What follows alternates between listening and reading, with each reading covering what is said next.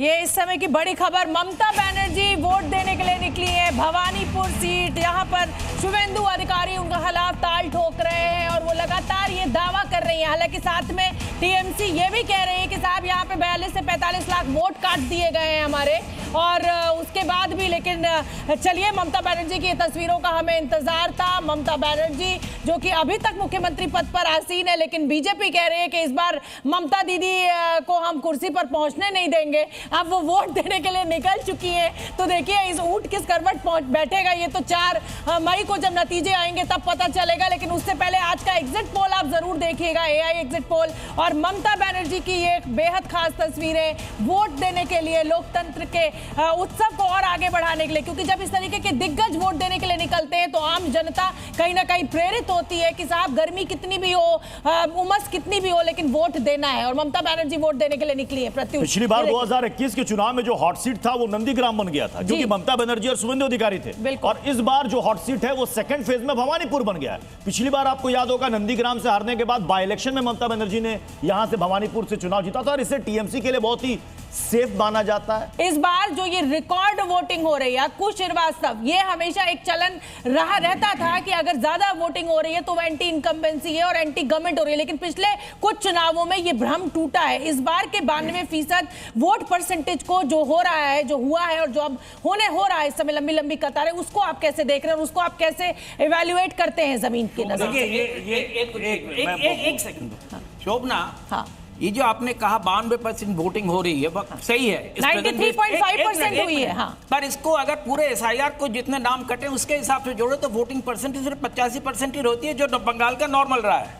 कोई उससे हिसाब से आप देखें तो बड़ा नहीं है। और बंगाल में हर वक्त वोटिंग परसेंटेज हाई रही है। बिल्कुल सही है। 2001 से जो लोग जो शिफ्ट हो गए और उनका नाम नहीं घटे, आपका तो उनका नंबर नहीं होता है। एक सेकंड, अभी विजय त्रिवेदी सर भी हमें ज्वाइन कर लिए। नहीं, हाँ, मैं ये कह रहा हूँ, देखिए इसमें ये पुराना फॉर्मूला था कि साहब वोटिंग बढ़ रही है तो एंटी एस्टेब्लिशमेंट, मैंने वही कहा, ये भ्रम अब टूट गया और ये माना जाता था। लेकिन अब उस फार्मूले में कोई दम नहीं रहा है। पीछे भी देखा गया है, बिहार के दौरान में भी देखा गया है और चुनावों में देखा गया है, ये फॉर्मूला बहुत काम नहीं करता है।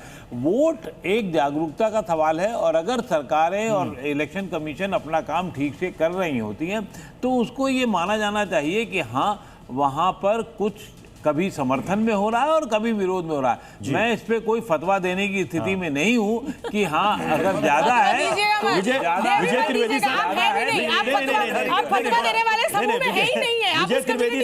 त्रिवेदी सर भी हमें ज्वाइन कर चुके हैं। एक सेकंड, क्योंकि बड़ी दिलचस्प यहाँ पर बहस चल रही है, मैं लगातार ग्राउंड पर भी जाता रहूंगा। विजय त्रिवेदी सर, चूंकि यहाँ पर चुनाव आयोग का काफी जिक्र आ रहा है, 2005 सर आपको याद होगा, आपका तो लंबा अनुभव रहा है। केजे राव याद है सर आपको?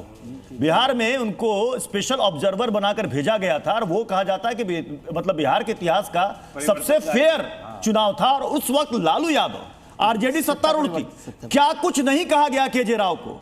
उससे पहले 90 के दशक में टीएन शेषन, क्या कुछ नहीं कहा गया टीएन शेषन को कि ये मिली भगत है, पक्षपात कर रहे हैं? आरोप किस पर लग रहा था उस वक्त आरजेडी के द्वारा? कांग्रेस और बीजेपी पर। उनके एजेंट बन के आए केजे राव, हमें चुनाव हराने के लिए। फेयर इलेक्शन हुआ। देखिए हमेशा ही ऐसा होता है, इतिहास रहा चुनाव आयोग को कोसने का।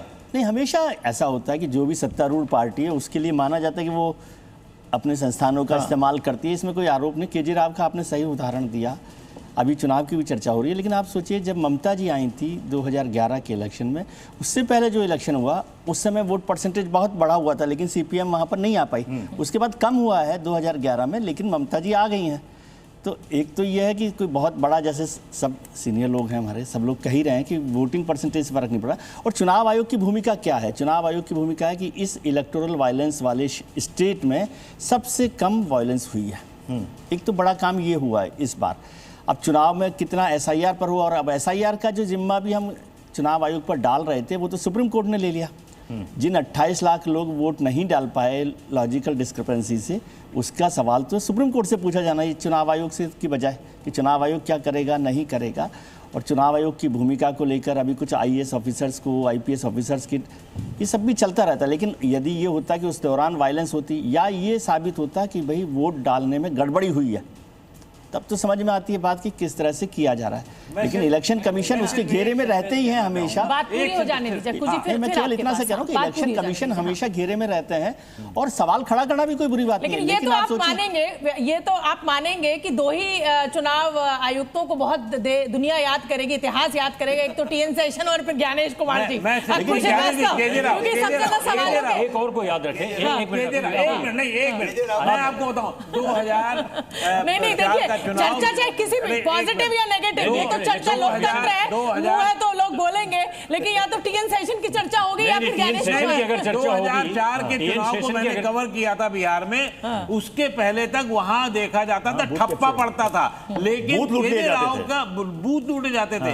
केजे राव के दौरान में एक होमगार्ड का आदमी होता था, आज की तरीके से 2.5 लाख की फोर्स नहीं होती थी, एक होमगार्ड का। चलिए अब मुझे लगता है अब हमें चर्चा हो गई है स्टूडियो की, हमें फील्ड का भी रुख कर रहे हैं। राजेश जी अपनी, अच्छा चलिए राजेश जी एक सेकंड में अपनी बात कर रहे हैं। जब आप मतलब ज्ञानेश कुमार पर इस वक्त अटैक हो रहा है, सब कुछ हो रहा है, लेकिन याद कीजिए गुजरात इलेक्शन में जेम्स माइकल लिंगडो किसने कहा था, किसने कटघरे में खड़ा किया था उनके धर्म का आइडेंटिफाई करते हुए? हमारे प्रधानमंत्री नरेंद्र मोदी ने, उस वक्त मुख्यमंत्री थे, और हमला तो वो भी करते थे। ये भी याद रखिए टीएन शेषन साहब की हम बहुत तारीफ करते हैं। टीएन शेषन साहब भी वो इलेक्शन कमिश्नर हैं जिन्होंने बाद में पॉलिटिकल पार्टी ज्वाइन की, इलेक्शन लड़ा और राजीव गांधी जी के सबसे ब्लू आइड ऑफिसर हुआ करते थे जब उनको इलेक्शन कमिश्नर बनाया गया। तो अब आप कैसे परफॉर्म करते हैं वो है, मैं ये कहता हूँ कि जो स्पाइन है उसका एक्सरे तो नहीं कर सकते ना आप, वो तो बाद में ही पता पड़ती है। चलिए ठीक है।